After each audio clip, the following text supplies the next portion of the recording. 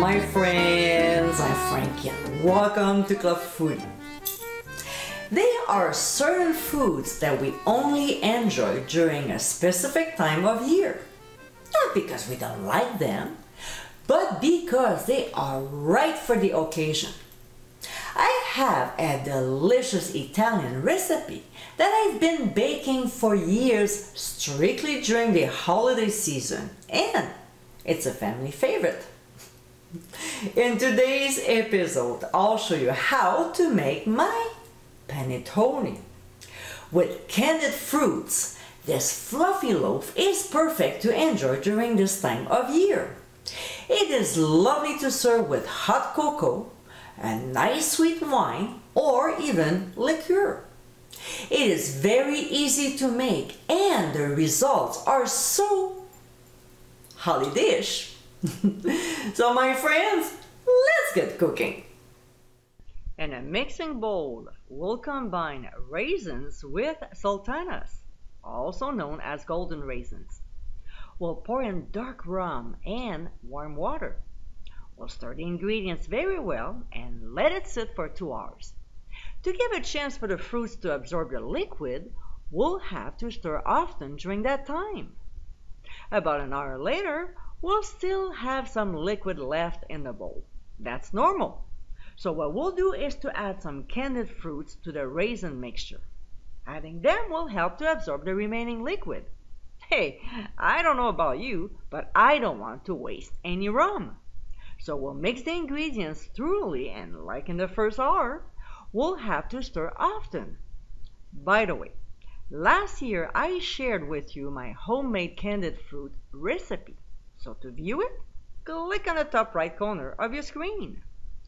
Next, we'll start making the dough.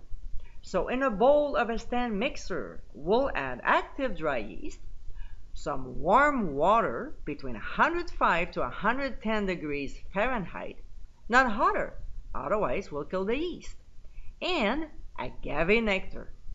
Now, I have a great trick when handling sticky ingredients. To view it, you know what to do. We'll give a quick stir and then let it sit for 30 minutes, proofing the yeast. Meanwhile, we'll prep the dry ingredients. So in a medium bowl, we'll combine flour, granulated sugar, lemon zest, orange zest, and ground sea salt. We'll whisk the ingredients very well for a few minutes and then set aside. Next step is to prep the wet ingredients. Here we have our eggs, and to this we'll add vanilla extract and also lemon extract. We'll beat the ingredients well and set aside. Alright, back to the yeast. As you can see, my yeast is beautifully active, so we'll add the dry ingredients to it. Now, with the dough hook attachment, we'll process on low speed until the ingredients are fairly mixed, about 1.5 minutes to 2 minutes. Then we'll add the egg mixture to it as well as half of the amount of butter. We'll process this time on medium speed for 2 minutes. We'll stop, add the remaining butter, and take this opportunity to scrape the sides of the bowl.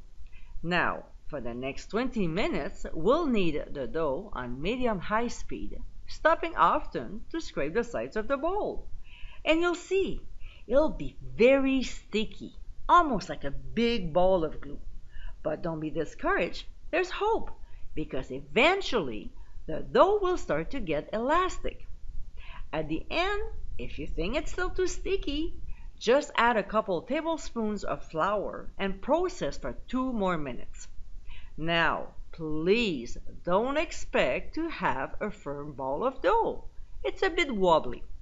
So before we drop it on a light floured work surface, we'll grease our hands with butter. I like to keep the wrapper from the butter and use it for this purpose. We'll transfer the dough onto the mat, sprinkle a little flour on top, and work our way around the dough ball. Next, we'll add half of the fruit mixture. There will be barely any liquid left, so we'll add it to the dough.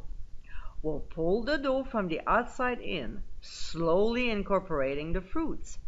If the dough sticks to the work surface, add more flour. We'll add half of what's left from the fruit mixture and repeat the same technique. At some point, it would seem that there's not enough dough for the amount of fruits. So what we'll do is to spread the dough into a rectangular shape, add more fruits, and fold it over until all the fruits are used. We'll place our dough in a large bowl that is lightly greased with grapeseed oil or any other flavorless oil. We're not making a savory bread here. And we'll cover with plastic wrap followed with a clean dish towel. We'll place the bowl in a draft-free spot, which to me the best place is in the oven with the temperature off, and let it rise for 2 to 3 hours or until it triples in size. After 2 hours, this is what mine looked like. Perfect. So we'll transfer the dough to a lightly floured work surface, and just like earlier, with our ends greased with butter, we'll knead the dough. It would still be sticky, but not as much, and you'll see it will be easier to handle. We'll form a ball, folding the dough under. Then we'll place it with the seam side down in a panettone paper mold that we already greased with butter. From here, we'll pop it into a greased panettone pan, which will help keep its shape. We'll cover again with plastic wrap and then a dish towel. We'll transfer it back to the oven and let it rise for 1 to 2 hours. When time is up, our panettone should look like this, raised above the pan. So we'll carefully remove the plastic wrap and we'll gently brush the top with an egg wash. Now, if you want after this, you can sprinkle some powdered sugar on top of it. We'll transfer the loaf to a 375-degree preheated oven. We'll bake it for 45 minutes or until a cake tester comes out slightly moist, but not wet, okay? Now we'll turn off the heat. Leave the bread in the oven with the door ajar. That way, the panettone will cool gradually and prevent it from deflating. 30 minutes should be enough. We'll cool the bread completely before serving. And my friends, this is our panettone.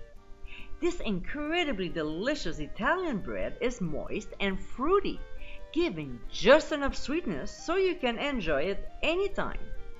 Most panettone recipes out there take days to prepare, but with this one, you can make your panettone and eat it too, on the same day.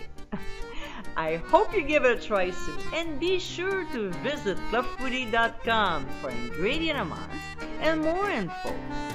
Until next time, my friends, bon appétit!